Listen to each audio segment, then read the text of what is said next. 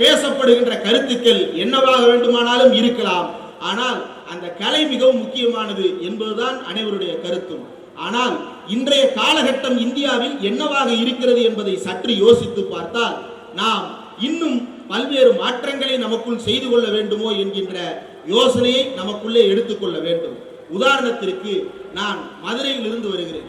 மதுரை என்று சொன்ன எல்லோருக்கும் உடனே நினைவுக்கு வருவது கள்ளழகர் திருவிழா.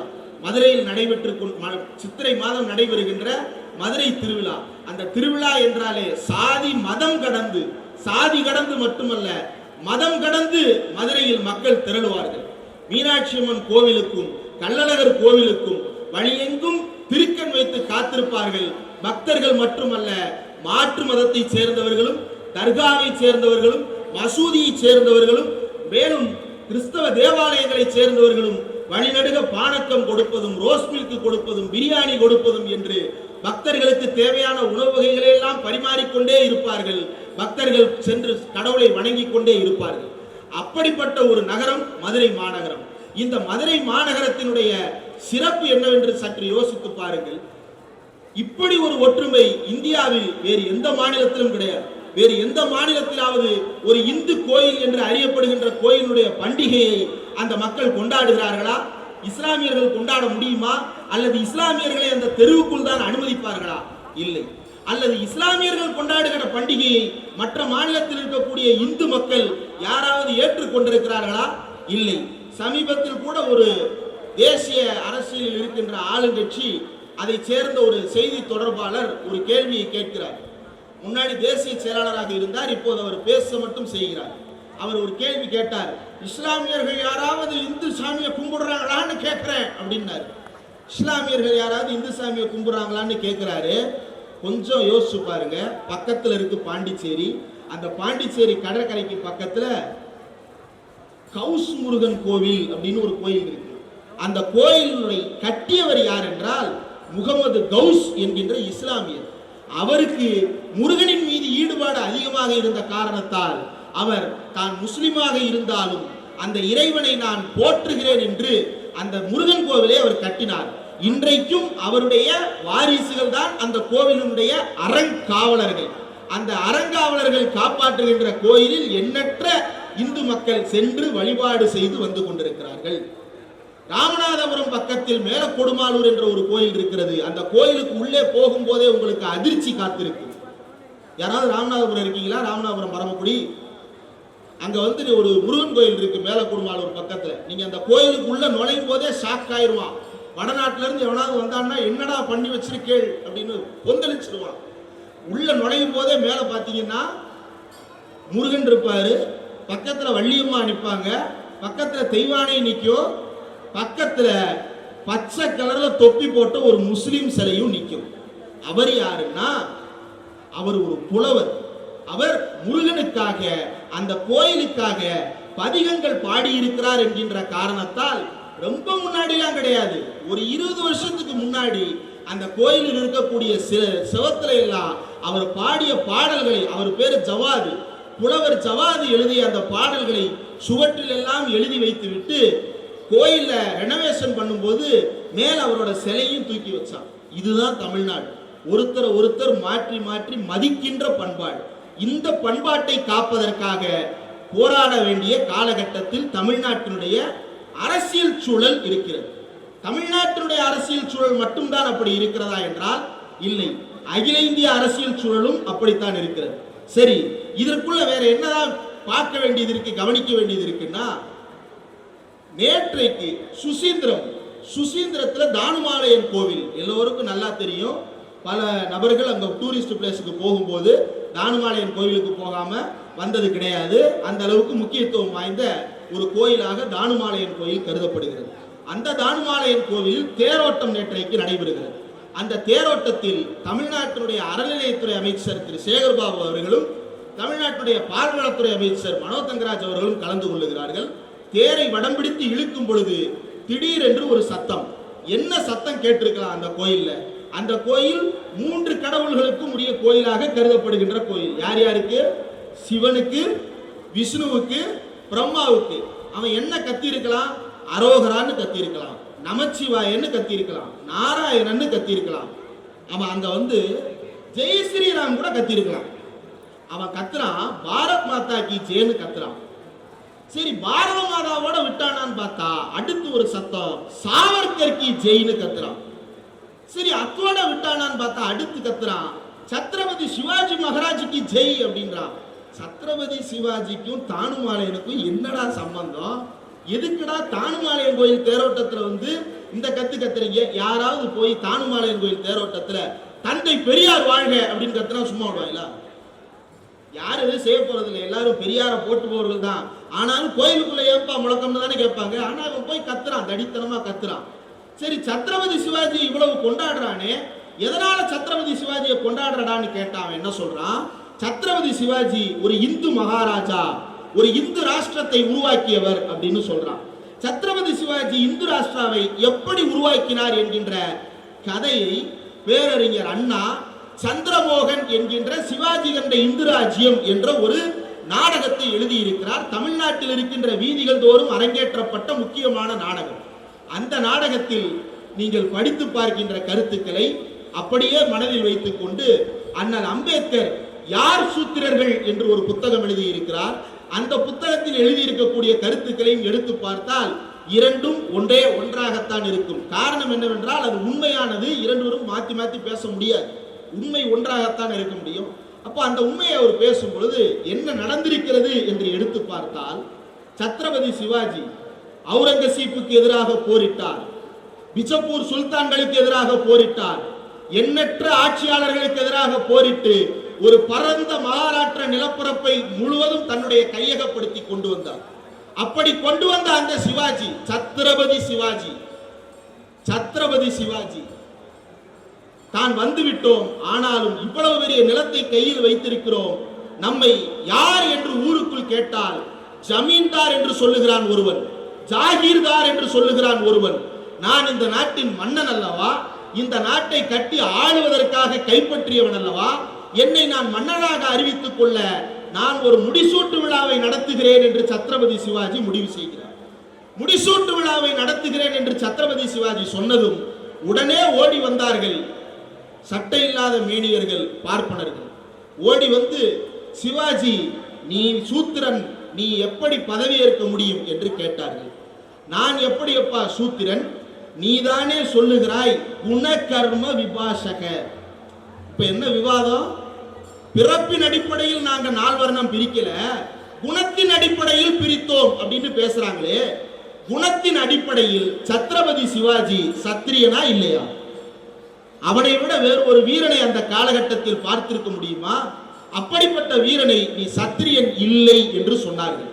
சத்திரியன் இல்லை என்று சொன்னவுடன் அவர் வேறு யாரையாரோ பார்ப்பனர்களை கூப்பிட்டு பட்டம் சூட்டுகின்ற விழாவை நடத்த முயற்சி செய்கிறார். மகாராஷ்டிரத்திலும் மத்திய பிரதேசத்திலும் எந்த பார்ப்பனரும் முன்வரவில்லை.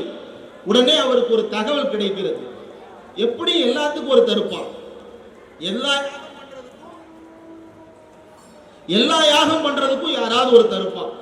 உடனே காசியில காகப்பட்டர் ஒருத்தர் இருக்கிறார், அவராண்ட கேளுங்கோ, அவர் பண்ணி வைப்பார் அப்படின்னு சொல்றாங்க.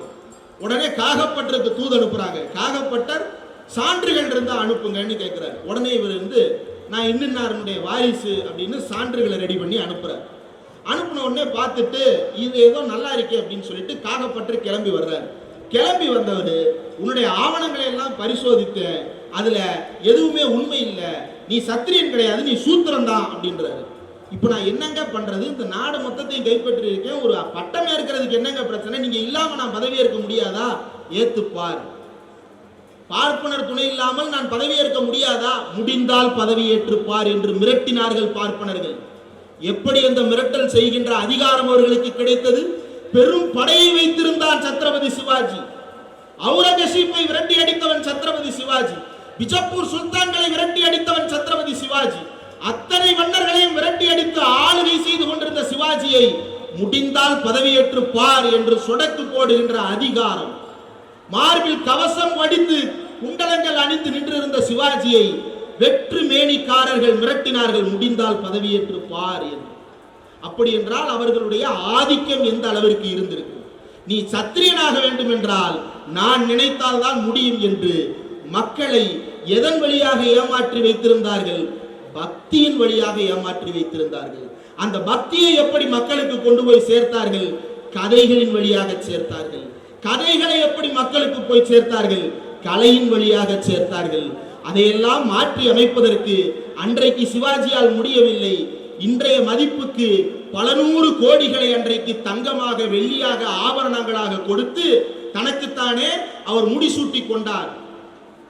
முடிசூட்டி கொண்டதற்கு பிறகு சும்மா விட்டார்களா? அவருக்கு வேத ஆகம முறைப்படி முடிசூட்டுகிறார்கள்.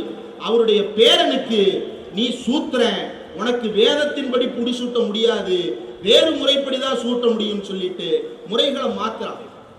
அப்போ தானுமாலயம் கோயில்ல சத்ரபதி சிவாஜி வாழ்கன்னு கத்துறானே, அந்த சத்ரபதி சிவாஜியை கோயிலுக்குள்ளே விடமாட்டேன்னு நிப்பாட்டி வச்சிருந்தாங்க. இதை அண்ணா எழுதுகிறார். ஏன் எழுதுகிறார்? இந்த தமிழ்நாட்டில் எண்ணற்ற சிவாஜிக்கள் வாழத்தான் செய்கிறார்கள். ஆனால் அவர்கள் எல்லாம் சூத்திரர்கள் என்று கோயிலுக்கு வெளியே நிறுத்தப்பட்டிருக்கிறார்கள். அவர்கள் எல்லோருக்கும் முடிசூட்ட வேண்டும். அதனால் தான் அண்ணா எல்லோரும் இந்நாட்டு மன்னர்கள் என்று பேசினார். எல்லோரும் இந்நாட்டு மன்னராக வேண்டும் என்கின்ற நோக்கத்தில் தான் பேரறிஞர் அண்ணா சிவாஜி கண்ட இந்து ராஜ்யம் அல்லது சந்திரமோகன் என்கின்ற பாத்திரத்தை படைத்து சிவாஜியின் கதையை தமிழர்களுக்கு கொண்டு வந்து சேர்த்தார். ஆனால் இன்றைக்கு சிவாஜி இந்து மகாராஜாவாக மாறிவிட்டார். அவர் வாழும் காலத்தில் அவரை சூத்திரன் என்று கோயிலுக்கு வெளியேயும் அரண்மனைக்கு வெளியேயும் நிறுத்த பார்த்தவர்கள் இன்றைக்கு சிவாஜி வாழ்க என்று பேசுகிறார்கள் என்றால் அதற்கு காரணம் என்ன? நம்மை ஏமாற்றுவதற்கான வழிமுறைகளை கண்டுபிடித்துக் கொண்டே இருக்கிறார்கள். இன்னும் ஒரே ஒரு உதாரணத்தை சொல்லுகிறேன். அண்ணல் அம்பேத்கர் தான் பிறந்து படித்து வளர்ந்த காலகட்டத்தில் எவ்வளவு கொடுமைகளுக்கு ஆளாகி இருப்பார் என்பதை, கொடுமைகளுக்கு ஆளாகி இருக்கிறார். அனைத்து மாணவர்களும் தண்ணீர் குடிக்கின்ற குடத்தில் அவரால் தண்ணீர் குடிக்க முடியாது. அனைத்து மாணவர்களும் செல்லுகின்ற ஒரு இடத்தில் அவரால் நடந்து செல்ல முடியாது. அனைத்து மாணவர்களும் உட்காருகின்ற இருக்கைகளில் அவரால் உட்கார முடியாது. அனைத்து மாணவர்களும் அணிகின்ற உடைகளை அவரால் அணிய முடியாது. ஆனால் அம்பேத்கர் ராஜாவின் சிபாரிசில் அந்த பள்ளிக்கூடத்திற்கு போயிருக்கிறார். யார் ராஜா? அந்த ராஜா சிவாஜியினுடைய வாரிசாக வந்த ராஜாவின் சிபாரிசில் அம்பேத்கர் போகிறார். ஆனால் நீ சிவாஜி பேரண்டையே சிபாரிசு வாங்கிட்டு வந்தாலும் உனக்கு எந்த இதுவும் கிடையாதுன்னு ஒடுக்குமுறை செய்கிறார்கள். அதற்கு பிறகு அந்த ராஜா கதை புத்தகம் எல்லாருக்கும் தெரிஞ்சிருக்கும். இந்த அமர் சித்திர கதை இந்தியாவில் பல கோடிக்கணக்கான புத்தகங்களாக காமிக்ஸ் வடிவில் விற்று கொண்டிருக்கின்றன. நாம் படிப்போம் இல்லையா, சின்ன வயசுல அம்புலி மாமா கதைகள் என்று காமிக்ஸ் படிப்போம் இல்லையா, அந்த காமிக்ஸ் வடிவம் தான் அந்த அமர் சித்திர கதா. சாவே இல்லாத கதைகள் அப்படின்னு அதுக்கு அர்த்தம். அந்த அமர் சித்திர கதாவில் அண்ணல் அம்பேத்கர் பற்றி ஒரு சிறப்பு புத்தகத்தை வெளியிட்டிருக்கிறார்கள். அந்த அம்பேத்கர் பற்றிய சிறப்பு புத்தகத்தில் என்ன சொல்லி இருக்கிறார்கள் தெரியுமா? முதல் பக்கம் என்ன இருக்கணும்? அம்பேத்கர் எந்த ஊர்ல பிறந்தாருன்னு தானே இருக்கணும். ஆனா அந்த தகவல் கிடையாது. அந்த புத்தகத்தில் என்ன இருக்கிறது தெரியுமா? அவங்க அப்பா ஆர்மியில சுபேதாரா இருந்தாரு. அந்த சுபேதாருக்கு ஒரு மாமா இருந்தாராம். அந்த மாமா சாமியாரா இருந்தாராம். அந்த சாமியாரை பார்க்கறதுக்காக அம்பேத்கரோட அப்பா ராம்ஜி சக்பல் வேண்டிக்கிட்டு போனாராம். போன இடத்துல அந்த மாமா சாமியார் வந்து, என்னப்பா எப்படி இருக்கேன்னு கேட்ட உடனே, நான் நல்லா இருக்கேன், நீங்க வீட்டுக்கு வாங்கன்னு கூப்பிடுறாராம். தம்பி, நான் உலக வாழ்க்கையை துறந்தவன், அதனால் உன்னோடு வீட்டுக்கு வர முடியாது என்று சொன்ன உடனே அம்பேத்கரோட அப்பா முகம் வாடி போச்சாம். வாடி போன முகத்தை பார்த்த உடனே அந்த சாமியார் மாமா வந்து என்ன பண்ணிட்டாரா, உனக்கு இந்த உலகத்தையே வென்றெடுக்கும் ஒரு மகன் பிறப்பான் அப்படின்னு அருள்வாக்கு கொடுக்கிறாராம். அடுத்த பக்கத்துல அம்பேத்கர் பிறந்தார். இப்படியா பிறந்தார் அம்பேத்கர்? யாருமே எப்படி பிறந்தாங்கன்னு புத்தகத்தில் எழுதிலாம் விற்க முடியாது. ஆனா அம்பேத்கர் சாமியார் வரம் கொடுத்து பிறந்தார்னு எழுதியிருக்கிறான். அதுவும் அந்த சாமியார் நல்லா கவனிச்சு பாருங்க, அவரு அம்பேத்கர் அப்பாவோட மாமா. அவர் பார்ப்பன சாமியார் இல்ல, வேற ஏதோ ஒரு சாமியார் அருள்வாக்கு கொடுத்தாரா, அம்பேத்கர் பிறந்துட்டாராம். இது என்னடா இது கதை? எதனால அப்படின்னா, நீங்க அந்த அமர் சித்திர கதை புத்தகங்களை எடுத்து பார்த்தால் என்ன இருக்கு அப்படின்னா, நல்லவர்கள் எல்லாம் வெள்ளையாக இருப்பார்கள், தீயவர்கள் எல்லாம் கருப்பாக இருப்பார்கள், தீயவர்கள் வீட்டில் இருக்கும் நல்லவர்கள் மட்டும் வெள்ளையாக இருப்பார்கள். அதுல ராமாயணம்னு ஒரு கதை இருக்கு. அந்த ராமாயணத்துல ராமர் வெள்ளையா இருப்பார், லட்சுமணர் வெள்ளையா இருப்பார், சீதா பிராட்டி வெள்ளையா இருப்பா, இந்த பக்கம் ராவணன் கண்ணங்கரேன்னு இருப்பான், சூர்பனக கண்ணங்கரேன்னு இருப்பான். ஆனா விபீஷண வெள்ளையா இருப்பான். எப்படிடா விபீஷண வெள்ளையா பிறந்தது நீ பாத்தியா? அவன் என்ன சொல்றான், விபீஷணன் நல்லவர், அதனால வெள்ளையா இருப்பார். அப்ப இளம் பிஞ்சுகள் மனதில் நஞ்சை விதைக்கிறார்கள். வெள்ளையா இருக்கிறவன் பொய் சொல்ல மாட்டான்னு வடிவேலு காமெடி காட்சியில சும்மா சொல்லல, மனசு வெந்து போய் சொல்லி இருக்கிறாரு. வெள்ளையா இருக்கிறவன் பொய் சொல்ல மாட்டான்னு நம்புற ஊருடா இது, இந்த ஊர்ல என்னடா பண்றதுன்னு மனசு வெம்பி போய் வடிவேலு அந்த நகைச்சுவையை செஞ்சிருப்பார் போல. அப்படி எழுதி வச்சிருக்கிறான். அதே போல நல்லவர்கள் எல்லாம் பாத்தீங்க அப்படின்னா நல்லா திடகாத்திரமா இருப்பாங்க, புச்சகர பராக்கிரமசாலிகளாக இருப்பாங்க, வெள்ளையா இருப்பாங்க, உயரமா இருப்பாங்க. கெட்டவன் பூரா குட்டையா இருப்பான், கருப்பா இருப்பான், ஒடுக்கப்பட்டவனா இருப்பான். அந்த கெட்ட வீட்டுல நல்லவன் மட்டும் வெள்ளையா இருப்பான். இதுல பெண்களுடைய பாத்திர படைப்பு ரொம்ப கவனிக்க வேண்டியது. பெண்களுடைய பாத்திர படைப்பு எப்படின்னா, பெண்கள் எப்படி இருக்க வேண்டும் என்று நாம் விரும்புகிறோம், சுய முன்னேற்றம் அடைபவர்களாக இருக்க வேண்டும் என்று நாம் விரும்புகிறோம்.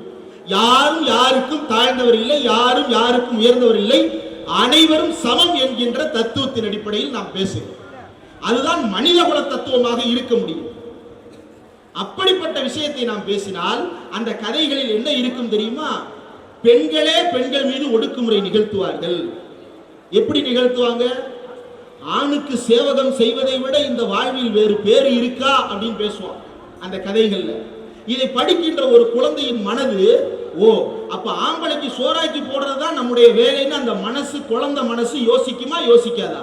5 வயசு 6 வயசு பிள்ளை ஆம்பளைக்கு சோறாக்கி போடுறதும் ஆம்பளைக்கு கைகாலமிக்கி விடுறதும் தான் நம்முடைய வேலைன்னு அந்த குழந்தை நினைச்சு நினைச்சு வளர்ந்துச்சுன்னா அந்த குழந்தை எப்படி சுய முன்னேற்றம் அடைய முடியும்? அந்த குழந்தையின் மூளையை கழுவுகின்ற வேலை அந்த காமிக்ஸ் புத்தகத்தின் மூலமாக நடைபெறுகிறது இல்லையா? இந்த காமிக்ஸ் புத்தகங்களை தான் அவன் வடக்கு பூரா கலை வடிவமா மாத்துறான், சினிமாவாவும் மாத்துறான், இதையெல்லாம் இன்னைக்கும் எடுக்கிறான். ஆனா கொஞ்சம் யோசித்து பாருங்கள் தோழர்களே, தமிழ்நாடு இந்த கலை மரபை ஒட்டுமொத்தமாக புரட்டி போட்டிருக்கிறது.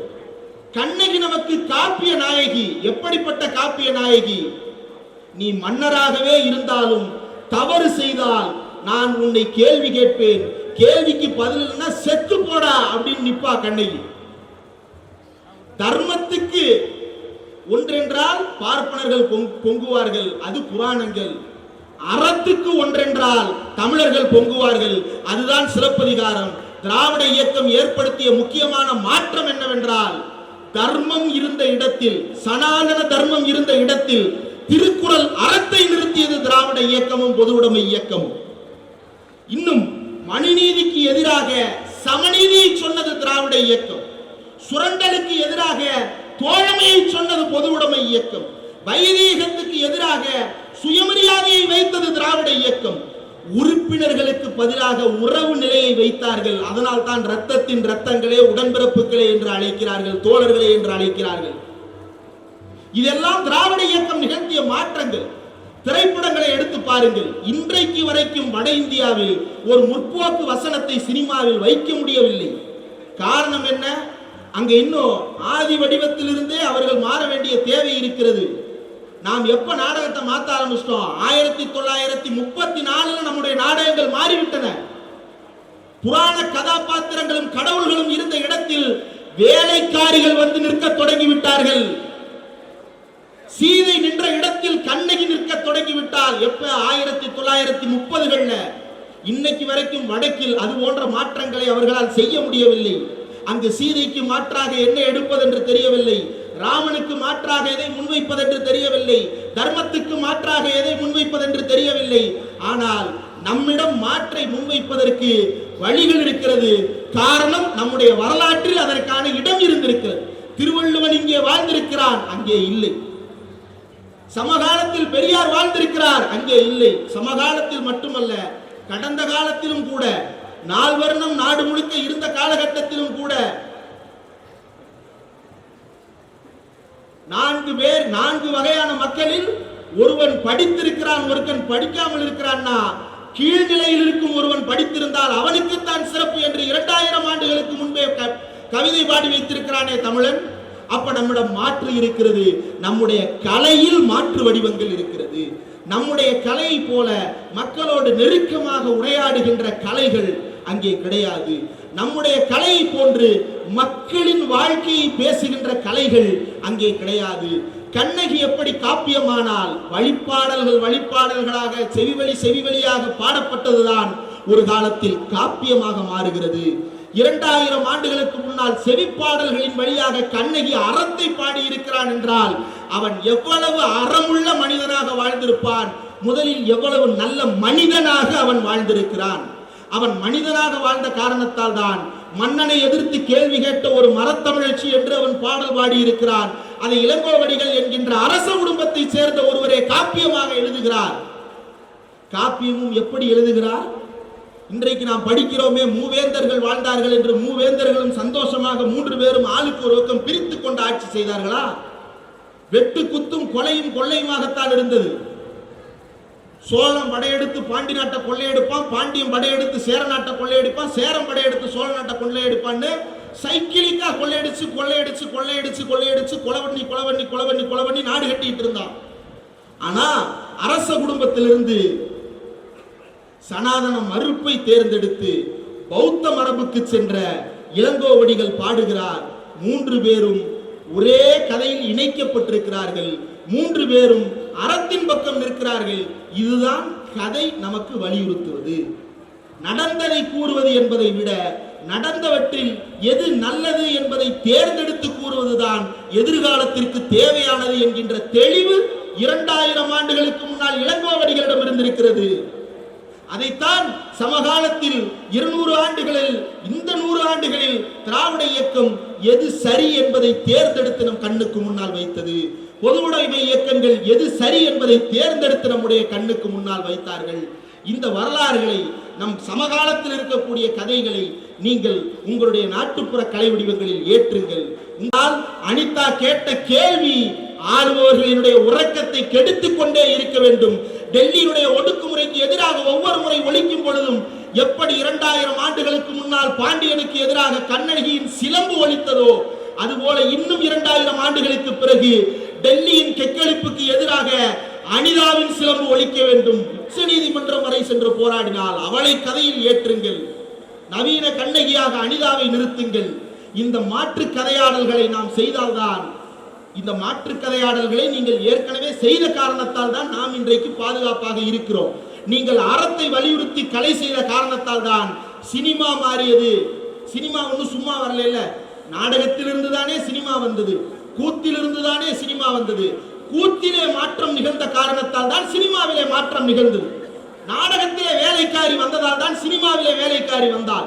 நாடகத்திலே குணசேகரன் வந்ததால் தான் சினிமாவிலே குணசேகரன் வந்தான். நாடகத்திலே பராசக்தி வந்ததால் தான் சினிமாவிலே பராசக்தி வந்தாள். கடந்த காலத்தில் நீங்கள் நிகழ்த்தி காட்டிய இந்த மாற்றம் தான் இன்றைக்கும் தமிழ்நாட்டை பாதுகாப்பான மாநிலமாக, மத வெறியிலிருந்து பாதுகாக்கப்பட்ட மாநிலமாக, சாதிய வெறியிலிருந்து பாதுகாக்கப்பட்ட மாநிலமாக, இந்தியாவிலேயே சமத்துவத்தை பேசுகின்ற ஒரே மாநிலமாக தமிழ்நாடு விளங்குகிறது என்றால் உங்களை போன்ற கலைஞர்களால் தான் அந்த தமிழ்நாடு இன்றைக்கு பாதுகாப்பாக இருக்கிறது என்பதை மார்தட்டி உறக்க சொல்லுங்கள். நீங்கள் இல்லாவிட்டால் தமிழ்நாட்டில் இன்றைய பாதுகாப்பு இல்லை. இந்த மாற்றத்தை நீங்கள் எதிர்காலத்திற்கும் நிகழ்த்தி கடத்த வேண்டும். தமிழ் சினிமாவிலும் பல ஊடுருவல்கள் நிகழ்ந்து கொண்டே இருக்கின்றன. ஆனாலும் அந்த ஊடுருவலை உடைக்கின்ற வகையில் பா ரஞ்சித் போன்றவர்களும், மாரி செல்வராஜ் போன்றவர்களும், வெற்றிமாறன் போன்றவர்களும் தொடர்ந்து உழைத்துக் கொண்டே இருக்கிறார்கள். சமீபத்தில் ஒரு படம் வந்திருக்கிறது, சிறை என்று ஒரு படம் வந்திருக்கிறது, பார்த்திருப்பீர்கள். சிறை படம் பார்த்தீர்களா? பார்க்காதவர்கள் தயவு செய்து இன்னைக்கு 10 மணிக்கு விழா முடியுமா? 10 மணிக்கு விழா முடிந்தோடனே 10:30க்கு பக்கத்தில் எந்த தியேட்டர் இருக்கோ போய் பார்த்துருக்கு. ஏன் சொல்லுகிறேன் என்றால், அந்த படத்தில் ஒரு காட்சி, ஒரு விசாரணை கைதியை அழைத்து செல்லுகிறார். விசாரணை கைதியை அழைத்து செல்லும் போது கன் லோட் பண்ணக்கூடாது.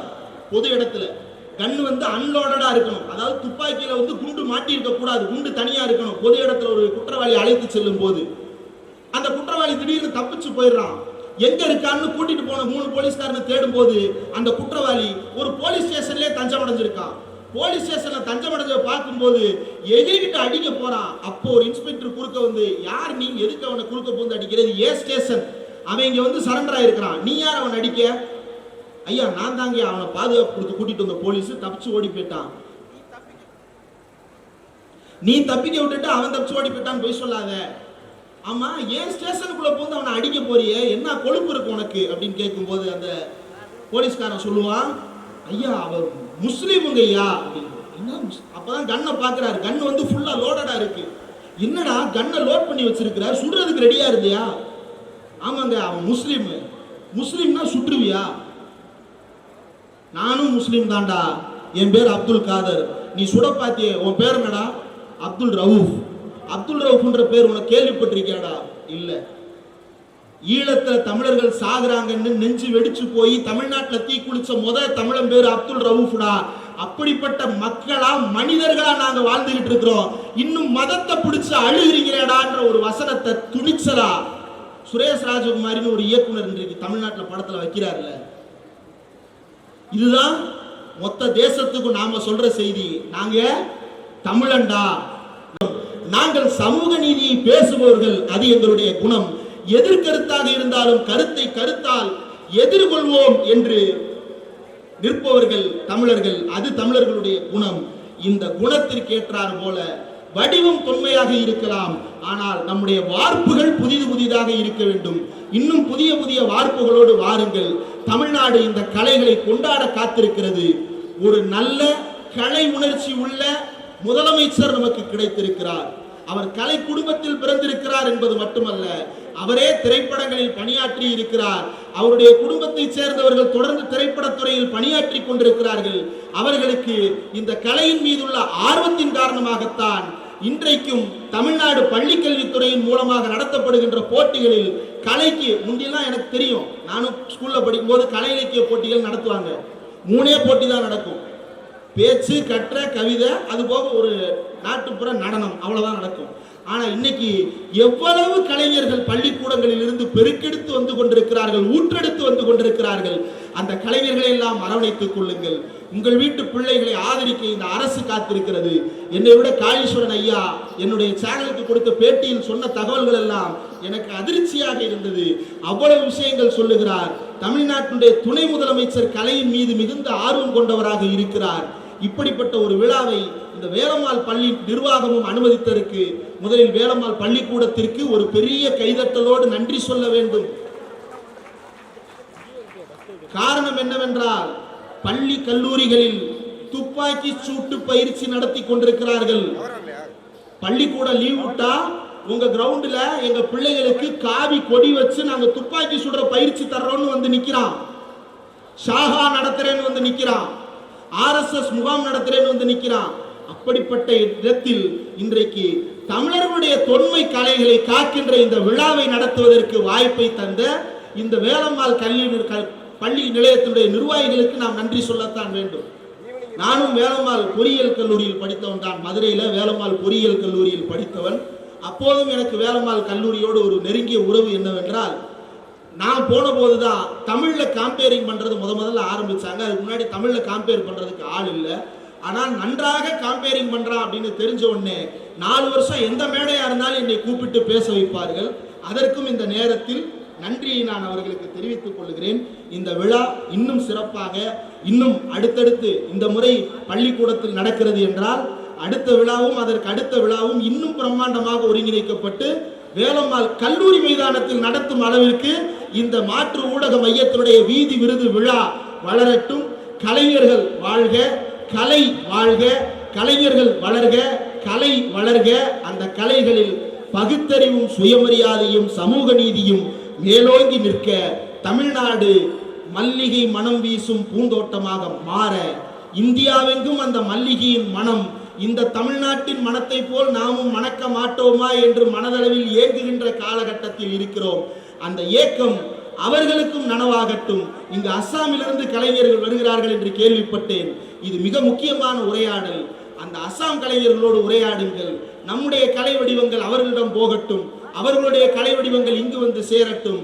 நம்முடைய கருத்துக்கள் அவர்களை சென்று அடையட்டும், அவர்களுடைய கருத்துக்கள் நம்மை வந்து அடையட்டும். நடுவிலே இந்த நூல் மட்டும் எதற்காக ஆடுகிறது என்று தெரியவில்லை. தொன்ம குடிகளாகிய தமிழ் குடிக்கும் கலை உண்டு, அங்கே வடகிழக்கில் இருக்கக்கூடிய பழங்குடிக்கும் கலை உண்டு. நடுவிலே ஒரு நூல் ஆடிக்கொண்டிருக்கிறது. கலையே இல்லாமல் கவலையை மட்டும் இரண்டு தரப்புக்கும் தருவதாக ஆடிக்கொண்டிருக்கிறது. அந்த நூல் அறுபடட்டும், வடகிழக்கும் தமிழ்நாடும் செழித்து ஓங்கட்டும். நன்றி. நன்றி. ஒவ்வொரு அமர்விலும் உழைத்தவர்களை நாம் கௌரவப்படுத்த வேண்டிய பொறுப்பு இருக்கிறது. யார் முதன்மை விருந்தினராக இருக்கார்களோ அவர்கள் மூலமாக கௌரவப்படுத்த வேண்டி இருக்கிறது. முக்கியமான ஒரு நிகழ்வு. கைதட்டி உற்சாகப்படுத்தலாம். ஆங்காங்கே இருப்பவர்கள் உடனடியாக எல்லாரும் உழைத்தவர்கள், இந்த அமர்வுகளிலே பங்கு பெற்றவர்கள். அடுத்தபடியாக உமாராணி, சிவகுமார், கோபிநாத், கருங்குயில் ஜேம்ஸ்,